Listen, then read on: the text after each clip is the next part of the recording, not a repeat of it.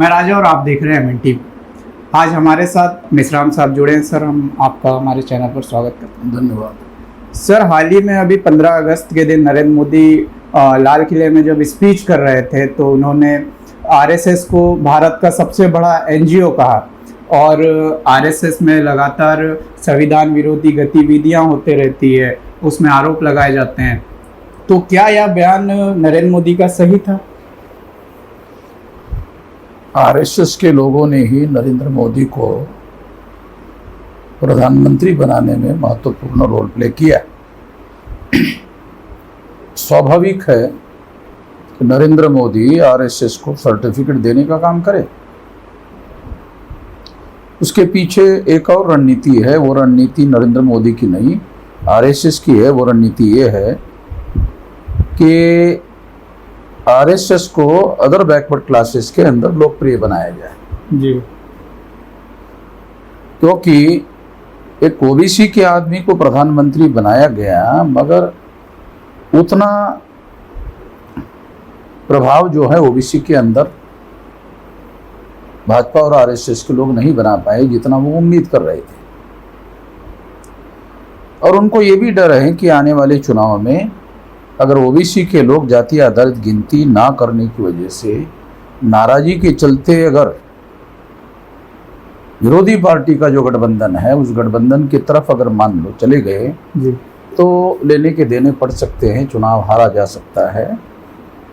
ये सारी आशंकाएं उनके मन में है और इसलिए आरएसएस ने प्रधानमंत्री पद का, प्रधानमंत्री का आरएसएस के संगठन के लिए इस्तेमाल किया।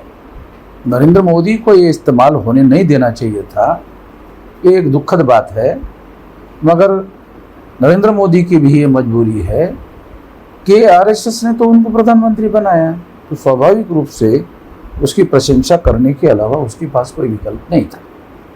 12 साल के इतिहास में ये पहली बार है जी प्रशंसा करने का मामला। तो निश्चित रूप से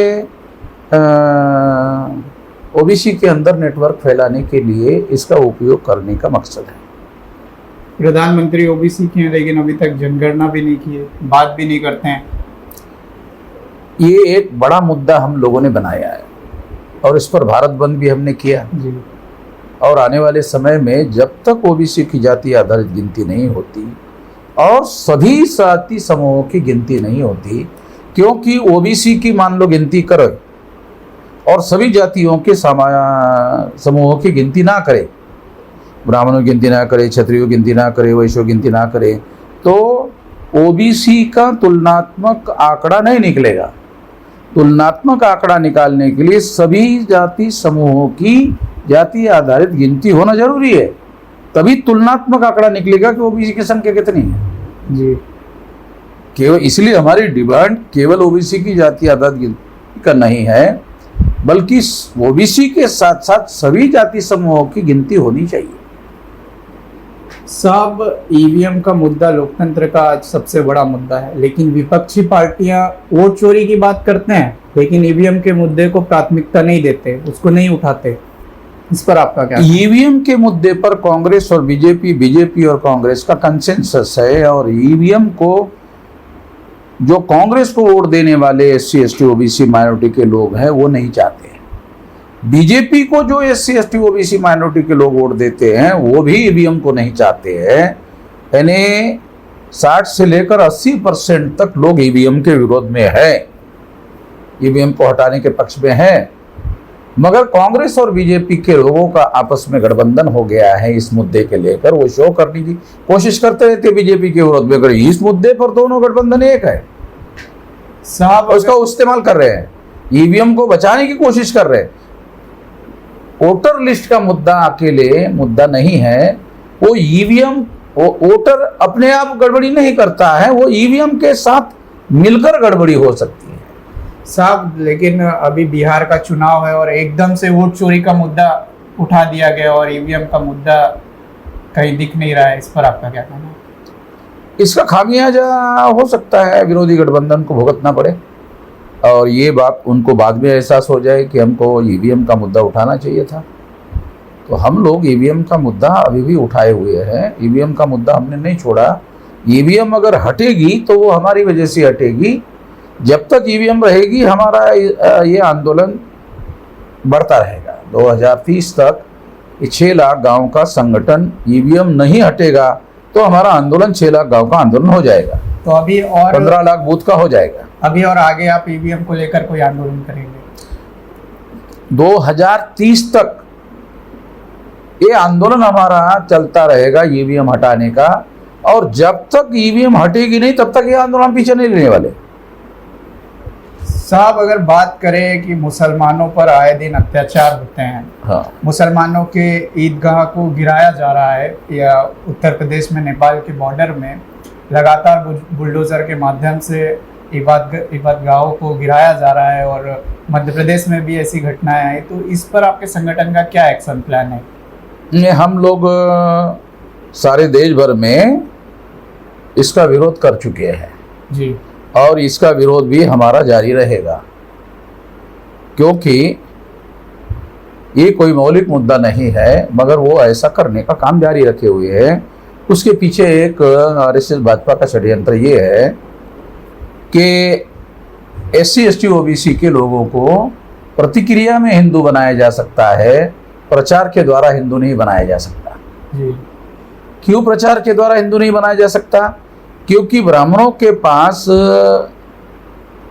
हिंदू धर्म के उसका वास्तविक नाम ब्राह्मण धर्म है, और ब्राह्मण धर्म के जो महत्वपूर्ण सिद्धांत है वो है वर्ण व्यवस्था, जाति व्यवस्था, अस्पृश्यता, आदिवासी सेग्रीगेशन, महिलाओं की दास्ता और शूद्रत्व OBC के ऊपर थोपा जाना। ये जो सिद्धांत है, ये सिद्धांत का वो प्रचार नहीं कर सकते। जी, इसीलिए हमेशा मुसलमानों को टारगेट बनाकर प्रतिक्रिया में SC ST OBC के इग्नोरेंट लोगों को हिंदू बनाने का काम कर रहे हैं। ये मुसलमानों का विरोध करने का कार्यक्रम नहीं है, बल्कि ये SC ST OBC को हिंदू बनाने का कार्यक्रम है। तो हिंदू वो है नहीं, SC ST OBC के लोग हिंदू नहीं है। इसको मुसलमानों के विरोध से प्रतिक्रिया में हिंदू बनाने का कार्यक्रम, और देश में हिंदू मुसलमान का। हाँ, इसी वजह से हिंदू मुसलमान का मामला खड़ा करते रहते। अभी हाल ही में मालेगांव महाराष्ट्र में जो अभी तो ये हो गया कि SC ST OBC को ये जागृति हो गई है, जी, तो अभी मुसलमानों के विरोध में लड़ने के लिए SC ST OBC के लोग मैदान में आने के लिए तैयार नहीं, हमारी वजह से ऐसा हो रहा है। तो इसलिए अब ब्राह्मणों को मैदान में उतरना पड़ रहा है। जी, ब्राह्मण कभी मैदान में उतरते नहीं थे, तो SC ST OBC को मुसलमानों से लड़ाते भिड़ाते थे, मगर अब SC ST OBC मुसलमानों के साथ लड़ने भिड़ने के लिए राजी नहीं है, तो इसलिए ब्राह्मणों को मैदान में उतरना पड़ रहा है।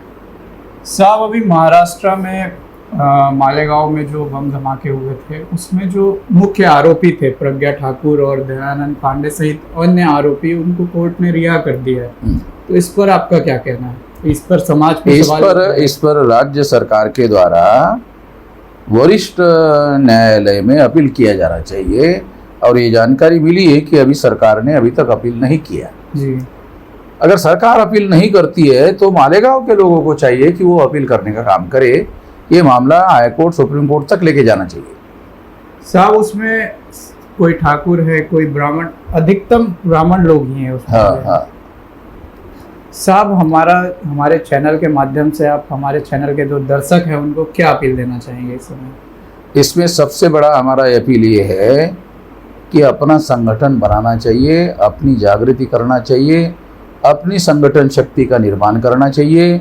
जब तक हम अपनी संगठन शक्ति का निर्माण नहीं करते हैं, हमारी समस्याओं का समाधान दूसरे लोग नहीं कर सकते। दूसरे लोगों के ऊपर हम लोग ये जिम्मेदारी नहीं थोप सकते कि आप हमारा कल्याण करो। जो हजारों साल से हमारे विरोध में काम करते रहे हैं, जिन्होंने हम लोगों को, OBC के लोगों को शूद्र बनाया और शेड्यूल कास्ट के लोगों को अछूत बनाया, आदिवासियों को जंगली बनाया, उन लोग बनाने वाले लोग हमारी मुक्ति करेंगे, हमारा विकास करेंगे, ये उम्मीद करना गलत बात है। जी, धन्यवाद, आपने अपना बहुत ही कीमती समय दिया।